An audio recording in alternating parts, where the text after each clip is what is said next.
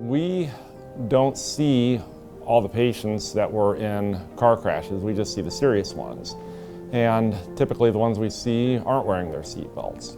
The injuries can vary anywhere from just a few minor abrasions and lacerations to severe head injuries, chest, abdominal injuries, and quite life-threatening injuries. The likelihood of them having life-threatening injuries is much reduced when they are wearing seat belts and they have an airbag. Motor vehicle accidents are the leading cause of death in teenagers, and it's a subset of the population that probably is not as aware that seat belts can actually save lives.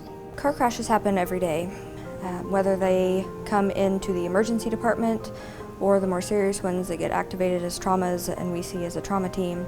They happen every day. Injuries are a lot different when you're wearing your seatbelt. Unfortunately, a lot of those patients who aren't wearing their seatbelt never even make it to the hospital. The specific things we see range from traumatic head injuries, chest injuries, abdominal injuries, broken bones. It's very difficult. It's hard enough as a patient, but it's very difficult to have to tell someone that their loved one has suffered a potentially life-threatening injury, traumatic brain injury. They're never going to be the same again. The crew out of this station had an injury accident last week. It was a head-on collision, and when they arrived on scene, two patients, one in one car was wearing his seatbelt, sustained minor injuries just from an airbag deployment. But the driver in the other car was not wearing his seatbelt from all indications and sustained some pretty severe injuries to his leg, potentially going to lose that leg. Seatbelts are there for a reason, and the reason is your safety. There's family members, friends, others out there who are relying on you, and so to take that few extra seconds to put your seatbelt on means a world of difference to somebody else. Well, I don't want it to happen to anybody else because it's not a good thing. It's very traumatizing.